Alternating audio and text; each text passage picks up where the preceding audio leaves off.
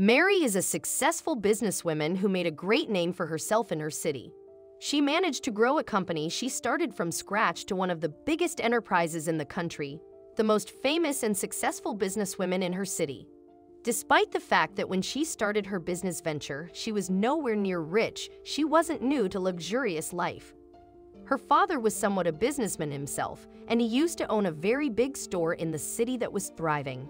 He was able to provide beyond his family needs and was able to secure a very good education for his daughter. Mary's mother, unlike her dad, was a housewife who didn't have to work a day in her life.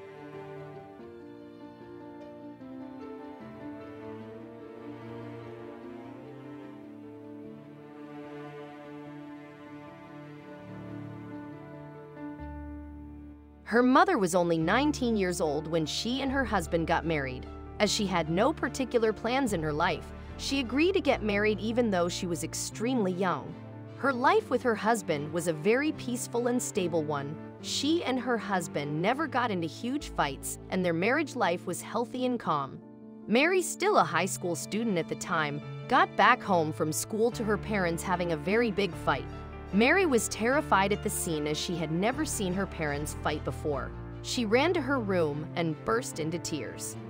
A few hours later, her mother came to her room and told her that there was nothing to worry about and that it was nothing more but a misunderstanding.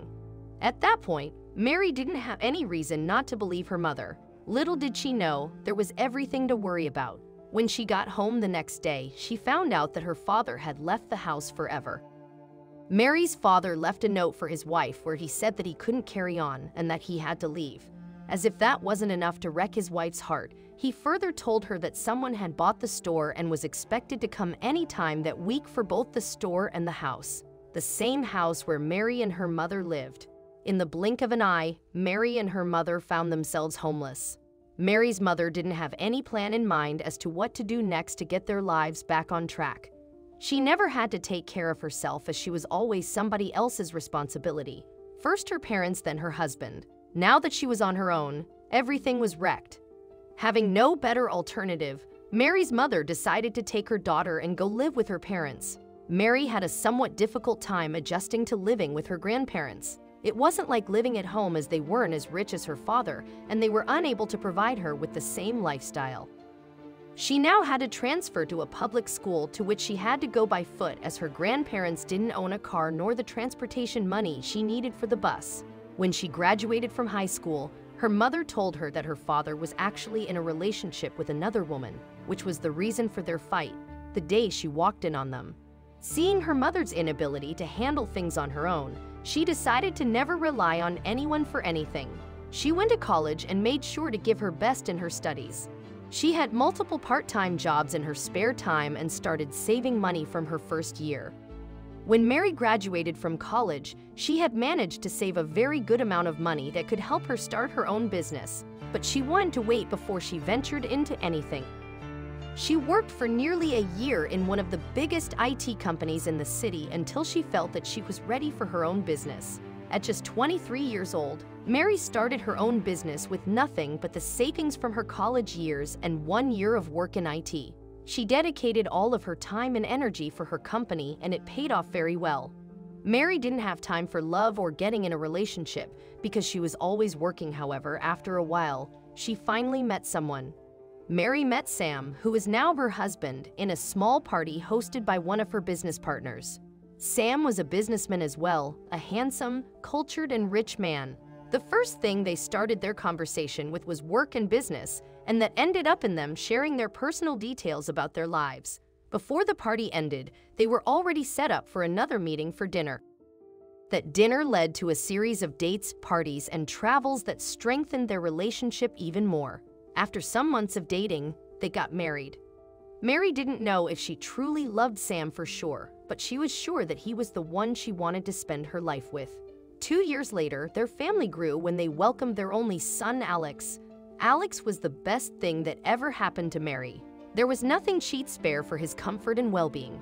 Mary even hired a private nanny and private maid, only for her little boy. Despite Marty's efforts, her husband, Sam, wasn't that happy. After having his son, he realized that his wife was so busy between her son and her business. One day, just like her mother, Mary found out that Sam was in a relationship with another woman. When confronted about it, he told her that it was a mistake and he would never do it again. Mary told him that she didn't believe or need him in her life. What he did was unforgivable and there was no way she could stay with him after it. Since that day, Mary's been living with her son and maid at the big house. She was dedicating all of her time and effort to her company, and she almost abandoned her son totally to the nanny. Years passed, and Alex was growing up away from his parents with a father who wasn't in the picture and an absent mother. Despite his parents being absent, he had everything that a young man could wish for at that age. Alex went to a private school and even had his own car with a private driver. As a kid, he was getting a daily allowance that another adult needed to work a week for. But even though he was provided with everything he'd ever need, Alex couldn't see his parents or even talk to them. During all of his life as a teen, Mary was only able to see her son only one day a week for a short time. One day when Mary was at work, she got an unusual number of calls from her staff. Busy as always, she couldn't answer on time and thought that it was nothing big of a deal. Mary didn't know that her staff wanted to let her know that her son was transferred to the hospital. It was her last chance of seeing him alive. When Mary got home, her housekeeper told her that her son had a very odd fatigue and they had to call an ambulance for him. Mary called the nanny who was by Alex's side in the hospital to check on her son before she could make it there. When Mary got to the hospital, she found out the hard way that it was too late. It was the greatest shock Mary would ever experience, not only because she lost her son, but because she wasn't there and she didn't know how he died. She always saw Alex as a strong, healthy, and handsome young man who had it all in life. She was never aware that he had health problems. Mary was crying without understanding what happened. She couldn't process what happened and was still in denial. The doctor told her that her son had been coming to the hospital with his nanny, and they had always been sending her email updates with her condition. Mary pulled out her phone and checked the emails that she received from the hospital. She found out that the hospital had been sending all her details, but she didn't have time to look at those emails before. Alex was suffering from cancer for the past 2 years, and she was the last to know. Shocked and heartbroken, she asked the nanny why they never told her about Alex's condition. The nanny told her that Alex didn't want her to, and he wanted to know if she'd ever notice a clear thing like that. At the funeral, Mary asked to open her son's coffin to see him for the last time, especially since she didn't have the chance to say goodbye to him. When they opened the coffin, she couldn't stop screaming. Everyone just thought that it was her reaction of grief and sadness. But her screams were for a much bigger reason. Mary was screaming because that's when she realized that her son's sickness was actually very obvious. She had been so caught up in work that she forgot about the essential, her family. After what happened to her son, Mary left work and decided to dedicate all her time to homeless children.